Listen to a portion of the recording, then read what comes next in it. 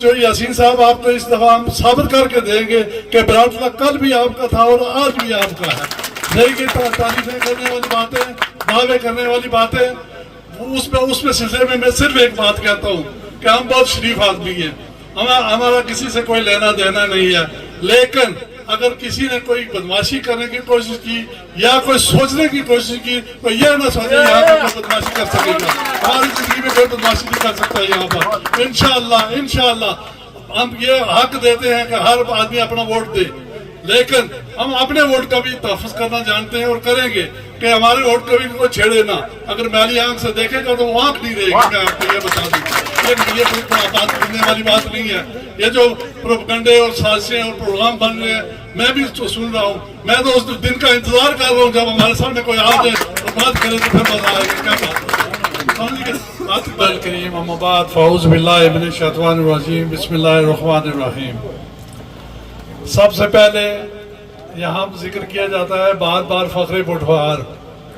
मैं कहता हूँ कि मेरे फ़ख्र मतलब मेरे फ़ख्र, मैं बराटरी के फ़ख्र कहता हूँ, आज़ाद कश्मीर के फ़ख्र कहता हूँ, पाकिस्तान के फ़ख्र कहता हूँ जनाब राजा परवेज़ अशरफ साहब। और मैं उनका तहे दिल से शुक्रगुजार हूँ कि उन्होंने मेरे गांव में मुझे शरफ बख्शा, यहाँ तशरीफ़ लाए। उनका मैं हज़ारों नहीं करोड़ों बार शुक्रिया अदा करता हूँ।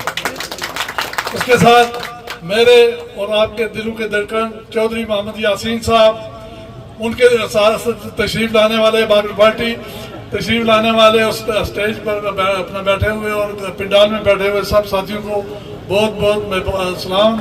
उसके बाद बात असल में ये है कि मुझे सच्ची बात यह है कि इस वक्त मुझे इतना जज्बा है, इतना मतलब कि मैं बात करने से भी कासर हूँ कि जब मैं अपना राजा साहब को चौधरी साहब को दोनों इकट्ठे अपने गाँव में देखता हूँ तो मैं कहता हूँ मैं ख्वाब देख रहा हूँ।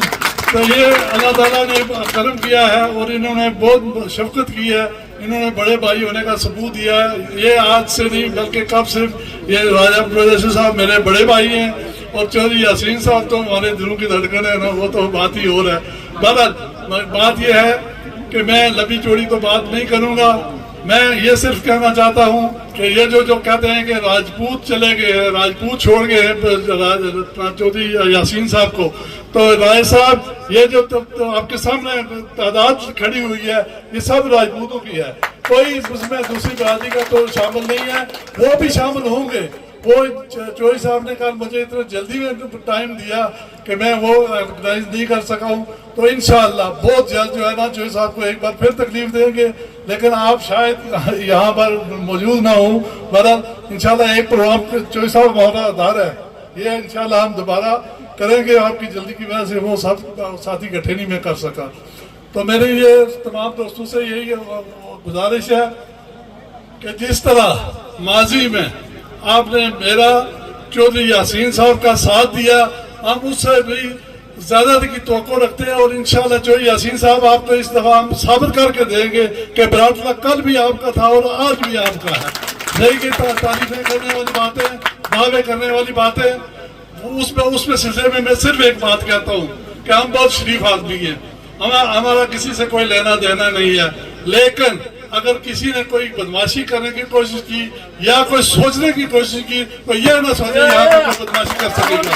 हमारी जिंदगी में कोई बदमाशी नहीं कर सकता यहाँ पर। इंशाअल्लाह हम ये हक देते हैं कि हर आदमी अपना वोट दे, लेकिन हम अपने वोट का भी तहफ़्फ़ुज़ करना जानते हैं और करेंगे कि हमारे वोट को भी कोई छेड़े ना। अगर मैली आंख से देखेगा तो वो आंख नहीं रहेगी, मैं आपको ये बता दूँ।